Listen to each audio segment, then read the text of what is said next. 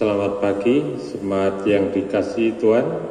Ibadah Minggu 30 Agustus 2020 kita akan dilayani oleh Pendeta Kristianto Basuki. Sebelum kita memulainya, mari kita mengambil saat teduh sejenak.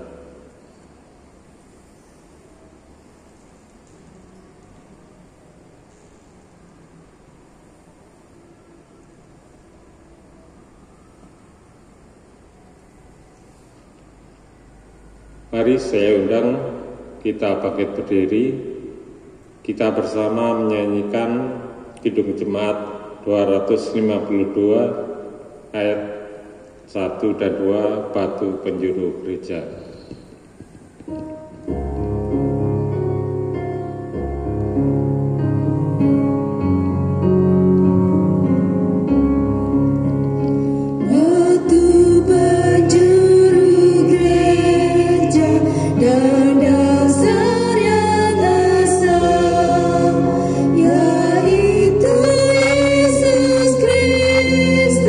Berdiri umatnya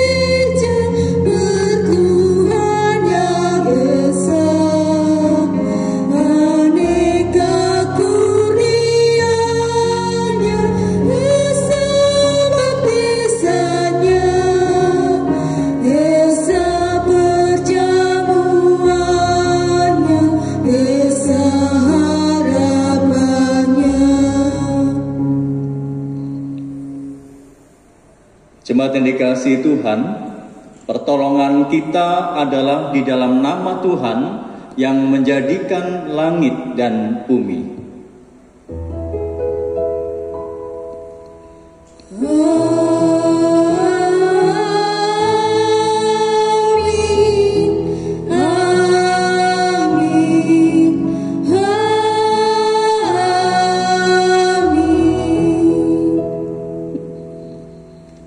Salam kasih karunia dan damai sejahtera dari Allah Bapa kita dan dari Tuhan Yesus Kristus menyertai saudara sekalian. Dan menyertai saudara juga. Dipersilakan. Jemaat yang dikasihi dan juga mengasihi Tuhan Yesus Kristus, di dalam 1 Petrus pasal yang kedua ayat yang ke-9 sampai dengan yang ke-10 menyatakan kepada kita demikian.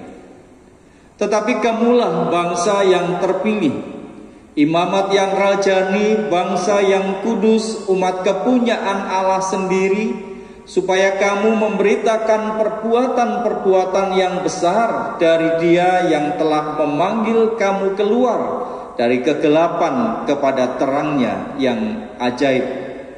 Kamu yang dahulu bukan umat Allah, tetapi yang sekarang telah menjadi umatnya, yang dahulu tidak dikasihani, tetapi yang sekarang telah beroleh belas kasihan.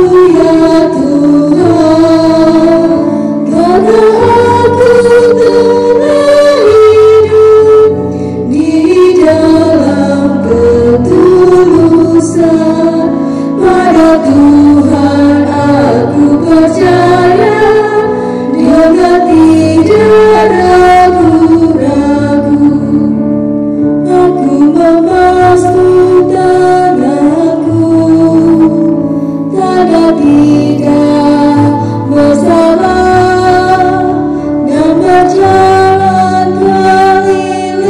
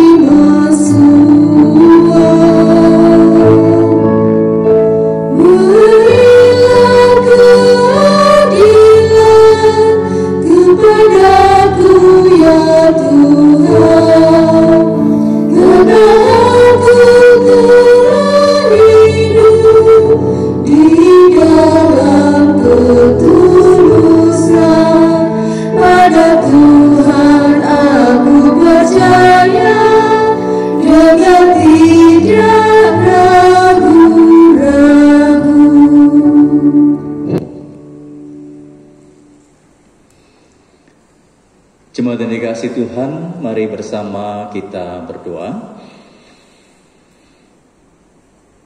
Ampunilah kami ya Tuhan, jikalau dalam kehidupan kami tidak menunjukkan kehidupan sebagai murid ataupun bahkan pengikut Engkau. Dalam segala tantangan, pergumulan hidup, dan permasalahan yang kami hadapi, bukan lagi kami terus melangkah bersama dengan Engkau dan melewati badai kehidupan kami, tetapi kami bersembunyi di balik ketakutan, kecemasan, dan kekhawatiran kami. Oleh karena itu ya Tuhan, tolonglah kami dan ampunilah segala ketakutan dan ketidakpercayaan kami akan kemahakuasaan Engkau dalam kehidupan ini. Karena sungguh kami berdosa dan tercela. Amin.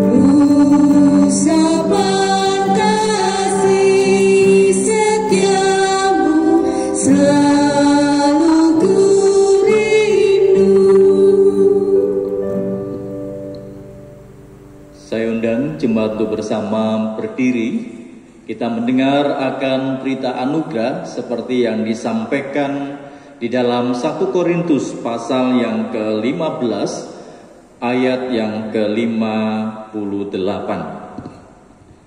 Karena itu saudara-saudaraku yang kekasih, berdirilah teguh, jangan goyah, dan giatlah selalu dalam pekerjaan Tuhan.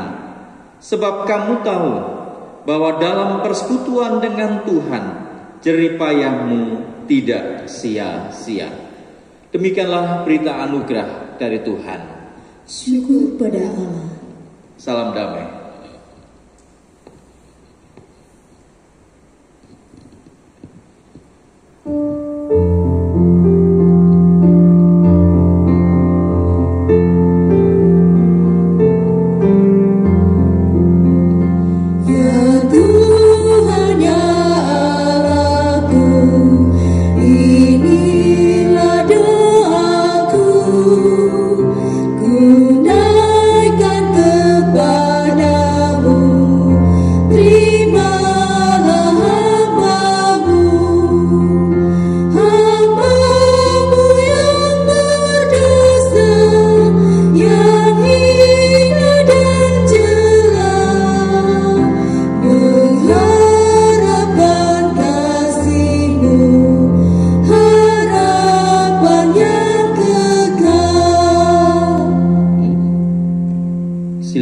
jemaat duduk kembali.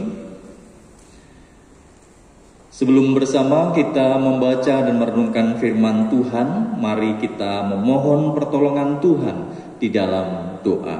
Kita berdoa. Inilah ya Tuhan pengakuan kami bahwa kami rindu hidup kami selalu dipimpin oleh kebenaran Tuhan. Dan oleh karena itu ketika saat ini kami akan membaca dan merenungkan firman-Mu, dan biarlah kuasa Roh Kudus mula yang menuntun kami untuk kami membaca, tetapi juga sekaligus kami memberlakukan firman itu dalam kehidupan kami. Bersabdalah ya Bapa, di dalam Tuhan Yesus Kristus, Sang Firman yang hidup, kami berdoa. Amin. Jemaat yang dikasihi dan juga mengasihi Tuhan Yesus Kristus, bacaan kita pada saat ini dibaca menurut Injil Tuhan Yesus Kristus menurut Matius, pasal yang ke-16 ayat yang ke-21 sampai dengan 28. Sejak waktu itu, Yesus mulai menyatakan kepada murid-muridnya bahwa ia harus pergi ke Yerusalem dan menanggung banyak penderitaan dari pihak tua-tua, imam-imam kepala dan ahli-ahli Taurat, lalu dibunuh dan dibangkitkan pada hari ketiga.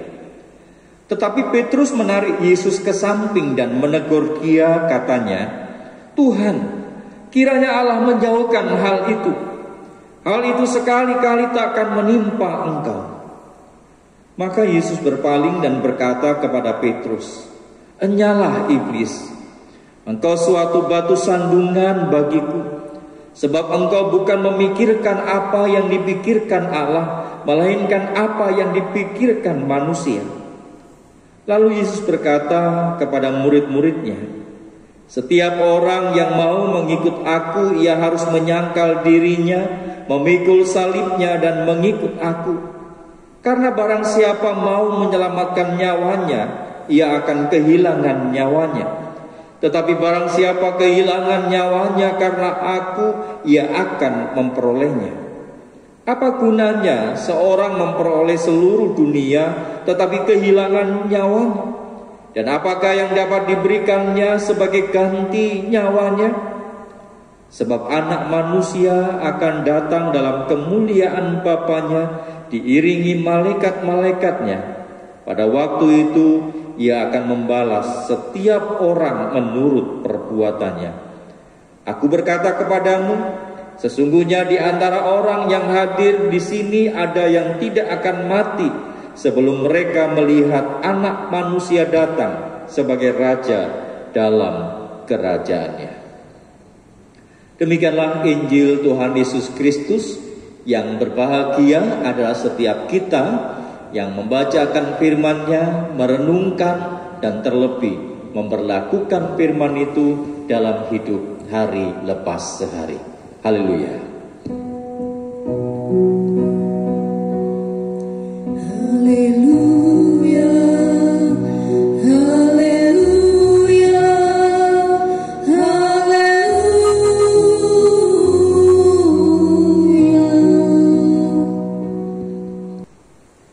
Jemaat yang dikasihi dan juga mengasihi Tuhan Yesus Kristus, setiap kepala negara, baik itu presiden ataupun perdana menteri atau bahkan raja dan kaisar, selalu dijaga oleh pasukan khusus yang kalau di negara kita itu disebut Pas Pampres, pasukan pengamanan presiden.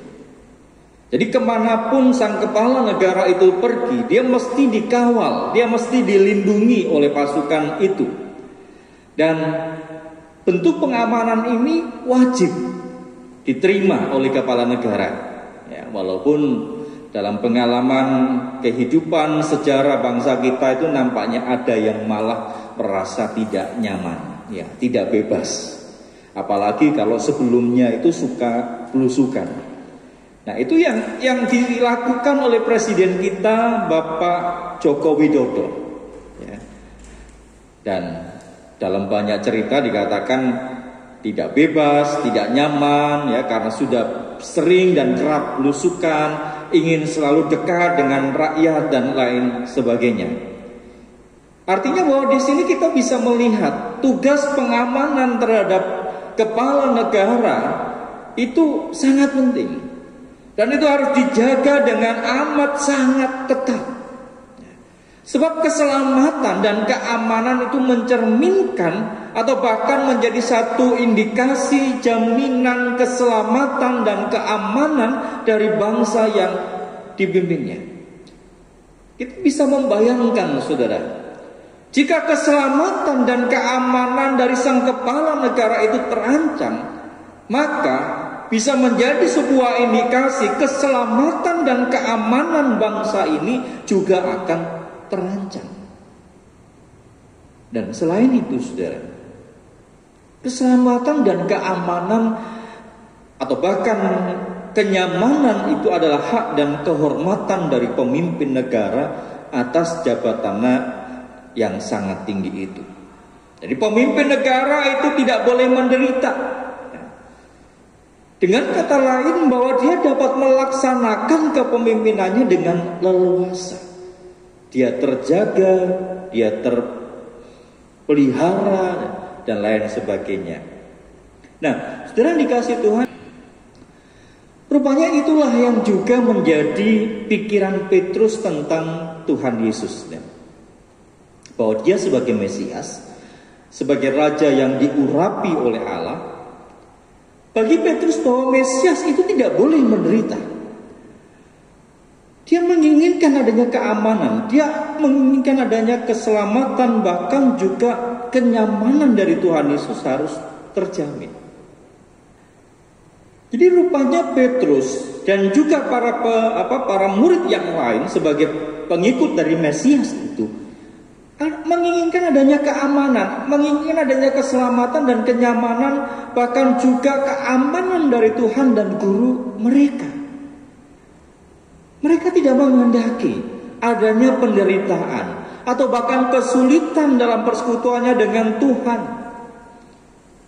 Jadi rasanya ada keinginan pribadi mereka ya, dengan latar belakang pernyataan dan ungkapan dari Tuhan Yesus yang menyatakan setiap orang yang mau mengikut aku, ia harus menyangkal dirinya, memikul salibnya dan mengikut aku, dalam Matius 16 ayat 24.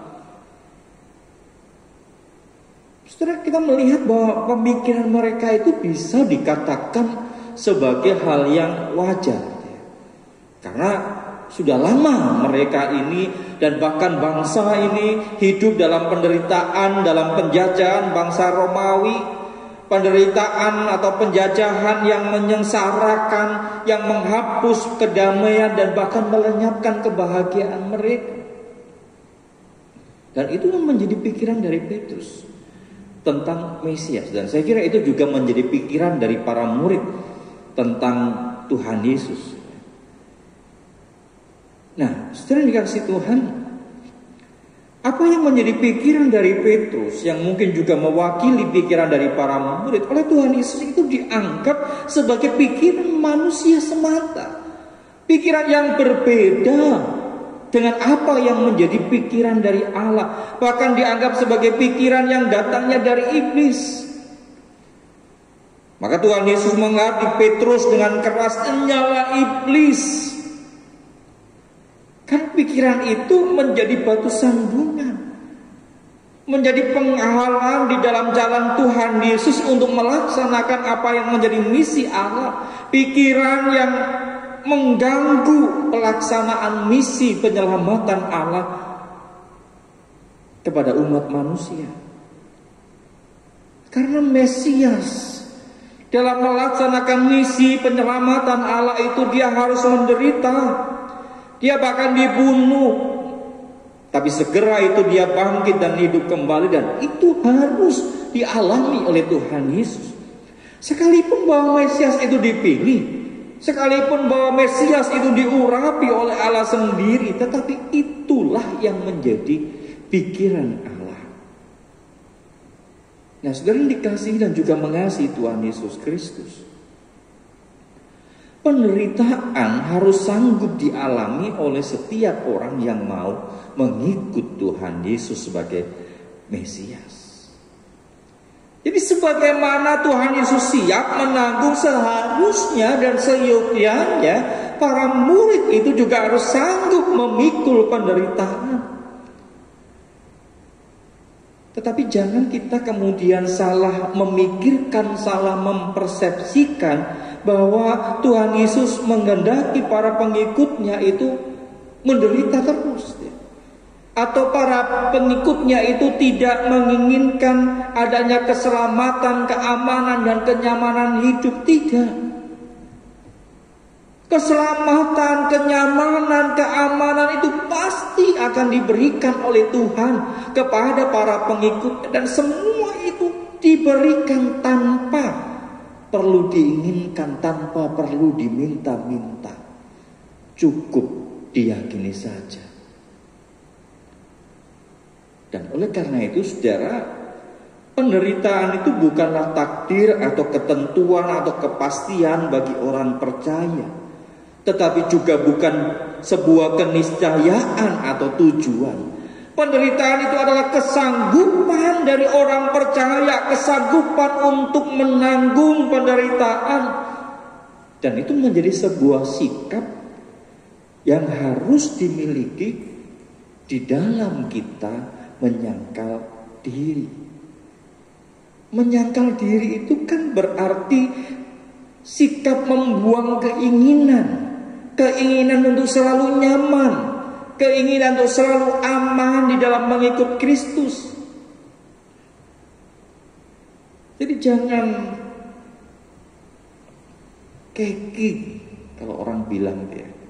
Jangan tergoda jika ada orang yang kelihatan Kristen sekali, yang mengaku beriman, teguh, rajin berdoa, ya, dan mengatakan bahwa hidupnya itu selalu aman dan nyaman tanpa ada sebuah penderitaan. Tapi mari kita mengoreksi dan melihat apa yang Tuhan Yesus sampaikan. Karena orang yang mampu menyangkal diri, dia tidak akan khawatir. Sekalipun bahwa keamanan, sekalipun keselamatan, kenyamanan itu akan terancam. Karena apa? Karena itu jalan yang harus dilewati, jalan yang harus ditempuh. Bahkan dengan penyangkalan diri kita mengetahui bahwa kita menjalani kehidupan seperti yang Tuhan ajarkan. Bahkan orang yang mampu menyangkal diri akan mampu memberkati dan bahkan mendoakan orang yang mengancam dan menganiaya dirinya, mampu memberi makan dan minum kepada orang yang memusuhi dirinya. Dia akan membalas kejahatan terhadap dirinya dengan kebaikan. Dia akan mampu bersuka cita dalam pengharapan dan sabar dalam kesesakan. Karena dia tidak mementingkan kepentingan dirinya sendiri, dia tidak mementingkan kenyamanan dirinya sendiri di dalam dia mengikut akan Tuhan. Dan saudara, menyangkal diri sesungguhnya tidak hanya dibutuhkan ketika hidup sedang ada di dalam penderitaan. Sebab sikap ini akan memampukan kita untuk mengambil tindakan yang sebaiknya, tindakan yang seharusnya kita lakukan. Karena ada keberanian, karena ada dorongan untuk kita keluar dari zona nyaman kita, dari keberadaan kita. Kita akan dapat lebih mengasihi, kita akan dapat lebih berbuat baik kepada semua orang dengan tulus, tanpa pamrih. Kasih kita tidak akan pura-pura, tetapi kasih kita itu akan nyata dan murni. Karena penyangkalan diri itu akan menjauhkan diri kita dari segala kejahatan. Penyangkalan diri akan membuat kita mampu menghormati semua orang yang rendah dan lemah sekalipun. Penyangkalan diri akan membuat kita lebih bersemangat untuk melayani Tuhan. Dan oleh karena itu, saudara yang dikasihi Tuhan, walaupun rasanya ini bukan hal yang gampang untuk kita kerjakan, namun bukan juga menjadi perkara yang mustahil untuk kita wujudkan. Karena ketika kita menyangkal diri kita harus selalu mengingat bahwa menyangkal diri itu adalah sabda Tuhan Yesus sendiri. Dan itu menjadi sebuah syarat untuk bagaimana kita mengikut Dia.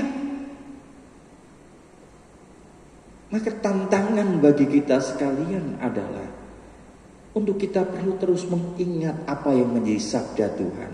Kita harus terus melatih diri dalam kepekaan kita. Bahkan kita berusaha dan membiasakan diri untuk kita dekat dengan Tuhan, memohon kekuatan dan pertolongan dari Allah Roh Kudus. Kiranya Tuhan menolong kita. Amin. Sembah Tuhan, mari dengan berdiri kita mengucapkan iman kita dengan mengucapkan pengakuan iman rasuli yang berbunyi demikian.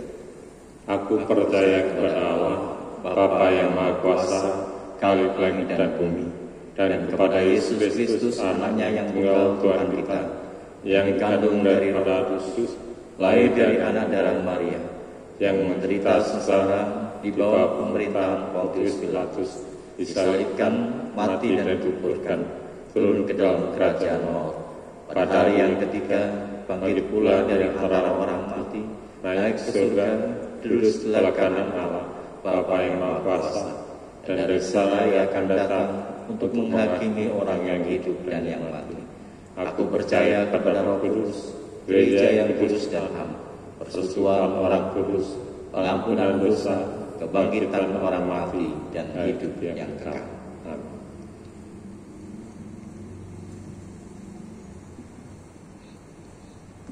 Mari jemaat yang dikasihi Tuhan, kita masuk dalam doa syafaat. Mari kita berdoa. Bapa di dalam surga, ajarlah kami ya Tuhan untuk kami mampu memahami apa yang menjadi kehendak dan pemikiran Allah dalam kehidupan ini.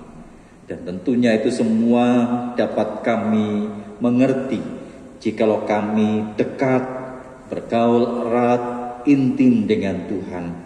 Baik dalam persekutuan kami yang mungkin saat ini terbatas, ataupun bahkan dalam kedekatan kami dengan Tuhan, di dalam kami membaca dan merenungkan akan firman-Mu.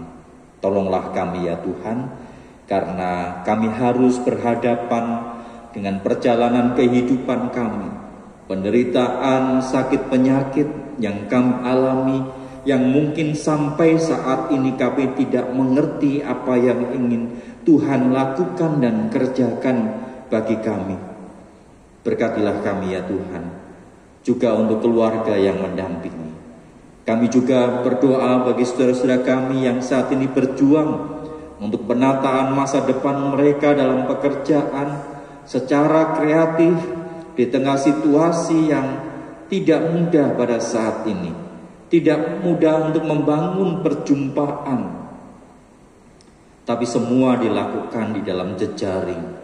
Tuhan berikan hikmat sehingga setiap saudara-saudara kami yang berjuang dalam kehidupannya, mereka yang bekerja ataupun mereka yang menjadi wira swasta, kiranya Tuhan menolong dan memberkati dengan hikmat, dengan kebijaksanaan, bahkan dengan kecerdikan yang berasal dari Tuhan, sehingga kami semua dimampukan menjalani kehidupan ini.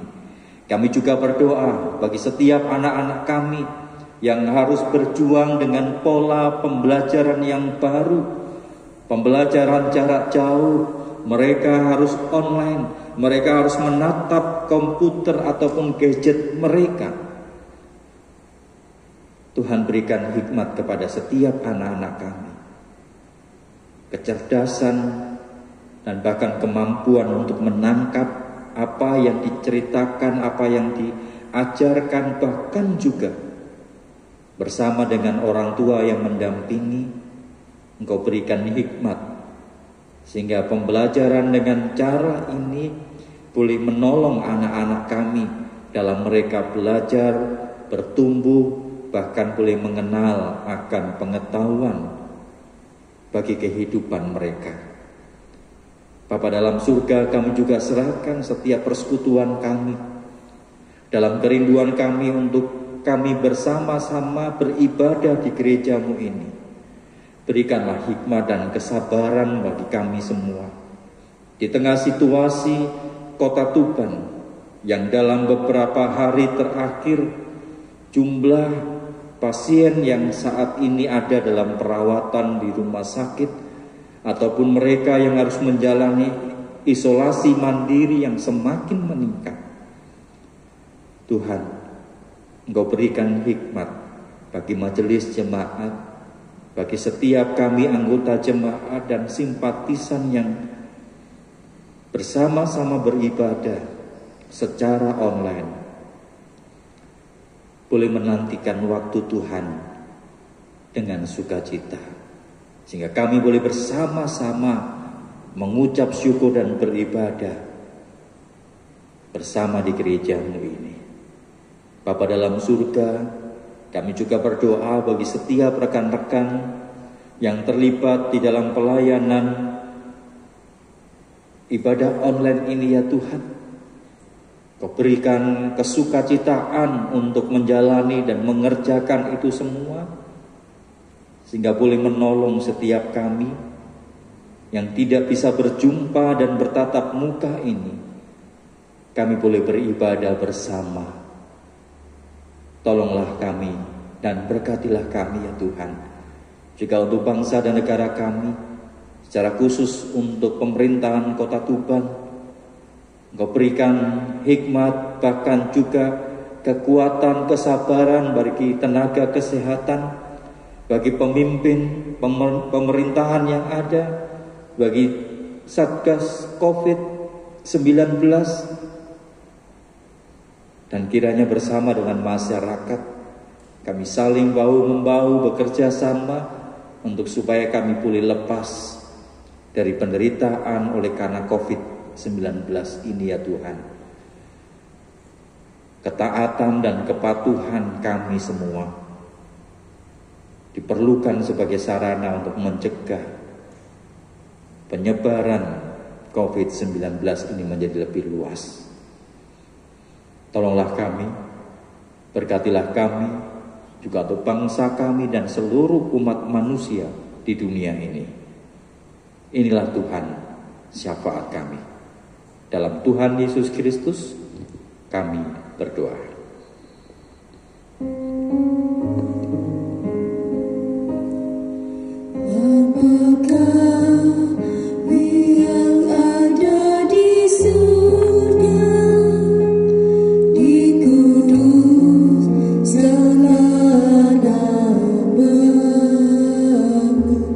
Datanglah kerajaanmu,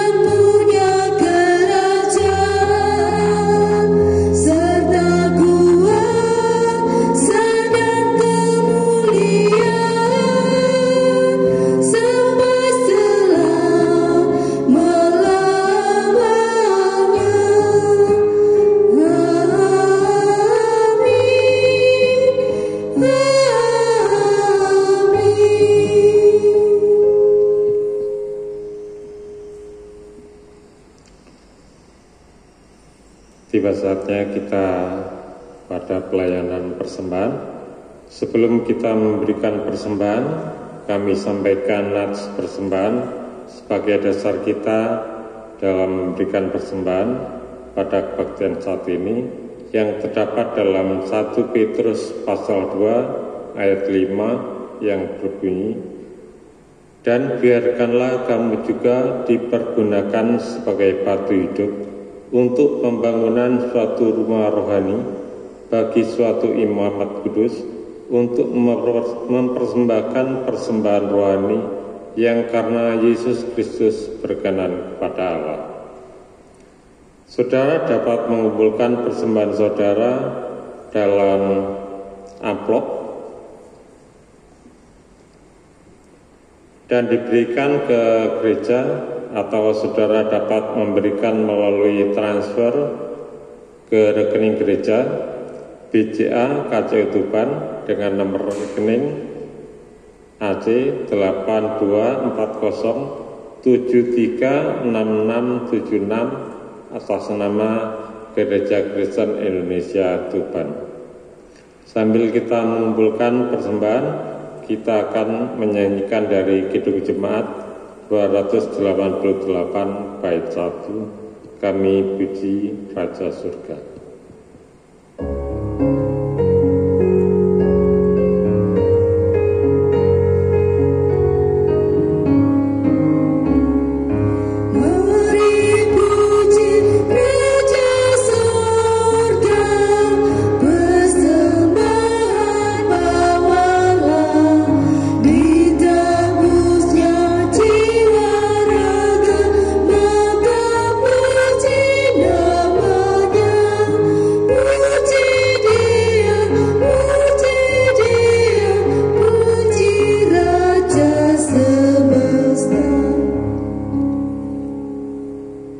Mari kita bersama berdoa untuk menyerahkan persembahan kita. Bapa dalam kerajaan surga, kami mengucapkan syukur dan terima kasih Bapa untuk berkat yang telah Kau nyatakan dalam kehidupan kami sepanjang minggu ini. Berkat rohani dan berkat jasmani. Bapa, saat ini kami telah memberikan persembahan. Kami tahu Bapa, persembahan yang kami berikan jumlahnya hanya sebagian kecil dari berkat yang telah Engkau limpahkan kepada kami. Tapi biarlah Engkau melihat dari ketulusan hati kami, Kau sucikan, Kau kuduskan persembahan ini, sehingga persembahan ini dapat kami gunakan untuk pekerjaan-Mu di gereja ini. Berkati apa yang masih ada kepada kami, dan biarlah kami menggunakan sesuai dengan kehendak-Mu. Inilah doa dan permohonan kami yang kami alaskan hanya dalam nama Tuhan Yesus Kristus. Amin.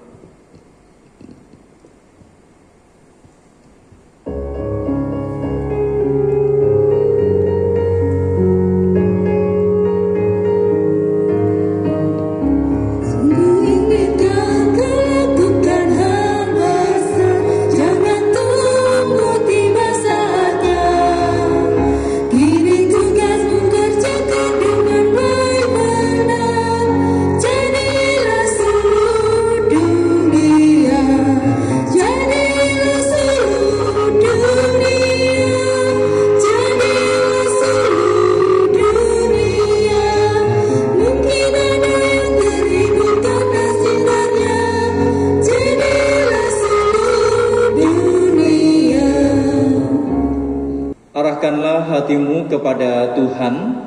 Kami mengarahkan hati kami kepada Tuhan. Jadilah saksi Kristus. Syukur pada Allah. Terpujilah Tuhan, kini dan selamanya. Terimalah akan berkat-Nya. Tuhan memberkati dan melindungi engkau. Tuhan menyinari engkau dengan wajah-Nya dan memberi engkau kasih karunia. Tuhan menghadapkan wajah-Nya kepadamu dan memberi engkau damai sejahtera.